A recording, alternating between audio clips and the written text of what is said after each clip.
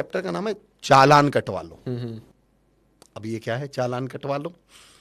आप मुझे एक बात बताइए, आप घर से बाहर निकले और 100-200 मीटर 500 मीटर पुलिस की चेकिंग चल रही है, तो जब चेकिंग चल रही होती है तो हम बिल्कुल पुलिस वालों के पास से गुजरते हैं, बच के साइड में से निकल के बचने की कोशिश करते हैं, साइड से बच के, और पकड़े ही कब जाते हैं? जब तभी पकड़े जाते हैं। इस पे एग्जाम्पल को मैं 2 बार कोट करने वाला हूं, पर एक बार पहले कोट कर दूं मैं। आप चालान कटवा लो से मेरा मतलब क्या है?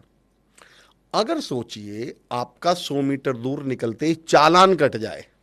दीपक भाई, चालान के बारे में तमाम लोग सुनने वाले भी जानते होंगे और आप भी जानते होंगे, चालान का एक नियम है, अगर एक बार चालान कट गया तो अगले 24 घंटे सेम चीज के लिए आपका चालान नहीं कटेगा, ये नियम है। अगर एक बार चालान कट गया तो सेम चीज के लिए 24 घंटे चालान नहीं कट सकता, अगले 24 घंटे। अब मुझे दीपक भाई एक बात बताइए, आप घर से निकले और 100 मीटर दूर ही आपका चालान कट गया। हाँ। अब उसके बाद आगे चेकिंग चल रही है, आप साइड में से बच के निकलेंगे या पास से निकलेंगे? तो पास से, क्योंकि सेम चीज के लिए चालान नहीं कटा। डर तो खत्म हो गया आपका। आपका तो क्या कट चुका है चालान, जब बल्कि चालान जेब में ही ऊपर लेके घूमेंगे, और जैसे पता भी किससे पूछेंगे अब आप?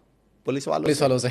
और अगर मैं पॉडकास्ट पे, चलो इसको हल्के में वैसे ही लीजिएगा लाइटर नोट पे, बल्कि पुलिस वालों से, भाई साहब चालान काट लो चालान। ये कॉन्फिडेंस आपके अंदर आया कब? जब आपका एक बार चालान कट गया।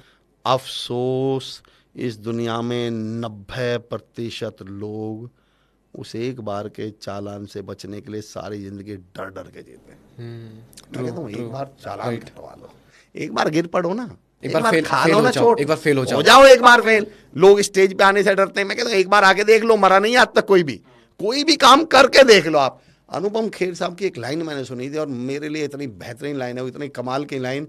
उन्होंने कहा, भीगा हुआ इंसान बारिश से नहीं डरता। आपने कभी नोटिस किया, आप बाइक से कहीं जा रहे हो और बारिश पड़नी शुरू हो जाए तो पहले हम कोई शेल्टर या जगह ढूंढते हैं जहां बच जाऊं, कि भाई कहीं रुक जाऊं, भीगू ना। पर अगर कोई ऐसी जगह नहीं मिली और आप 2-3 मिनट भीग गए, फिर आप रुकते हैं क्या? हो ही गई, अब तो भीग ही गए। फिर आप उसी बारिश से जिससे डर रहे थे, जिससे घबरा रहे थे, बचने की कोशिश कर रहे थे, उसी बारिश में बाइक को घुमाते हुए क्या करते हैं? मेरे सपनों की रानी कब। बारिश सेम है, चुनौतियां सेम हैं। जिन चुनौतियों से आप शुरू में डर रहे थे, अब उनके मजे लेना शुरू कर देंगे। बस आपको एक बार ही तो भीगना था।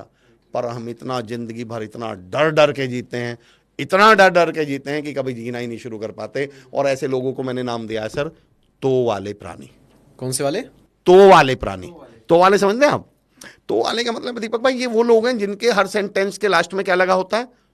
तो। अच्छा, आप इनसे बोलो अच्छा स्टेज पे आके बोलो, सर मैं अटक गया। तो आप इनसे बोलो अच्छा इंटरव्यू देने चले जाओ, सर मैं फेल हो गया।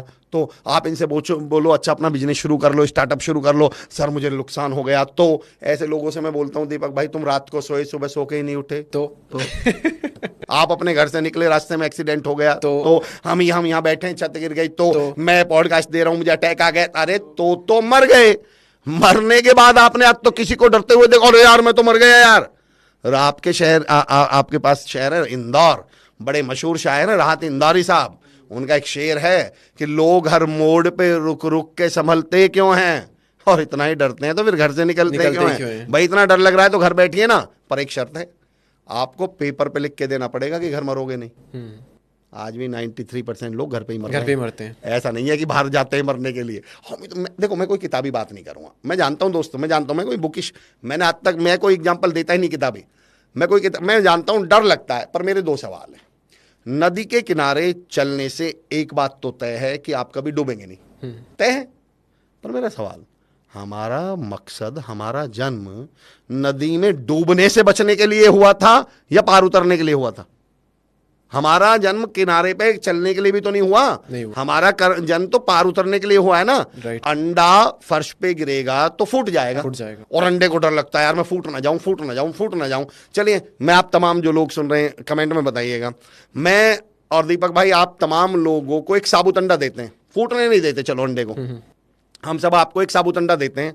उस साबुत अंडे का कोई यूज बताइए, आप क्या करेंगे? दीपक भाई साबुत अंडे का कोई यूज बताइए। फोड़ के खाएंगे जी, हाँ। ऑमलेट बनाएंगे जी, क्या करना पड़ेगा? फोड़ना पड़ेगा। सब्जी बनाएंगे, अरे साहब उसके लिए तो फोड़ना पड़ेगा। भुजिया बनाएंगे, अरे साहब ये तो फोड़ना पड़ेगा। छोड़ दो, उबाल के खाएंगे तो भी फोड़ना पड़ेगा। दरअसल उस बेवकूफ अंडे को पता ही नहीं है कि तू काम का ही तब है जब तू फूट जाए। तेरी कोई वैल्यू ही तब है जब तू फूट फूटेगा। जाए। इसलिए मैं लोगों से कहता हूँ उठिए, कोशिश करिए, रिस्क बात- लीजिए, गिर पड़िए, चोट खाइए, नुकसान उठाइए और वैल्यूएबल बन जाइए, और या फिर बचे रहिए। फिर सारी जिंदगी आपके घर वाले आपका इंट्रोडक्शन करवाएंगे, ये हमारा बड़ा बेटा, ये छोटी बेटी और ये अंडा। भगवान ने अच्छे खासे इंसान पैदा किए थे, अंडा बनने पे तुले हुए। और एक बात और बता दो दोस्तों, अंडा तो फूटेगा, फूटना तो उसका तय है।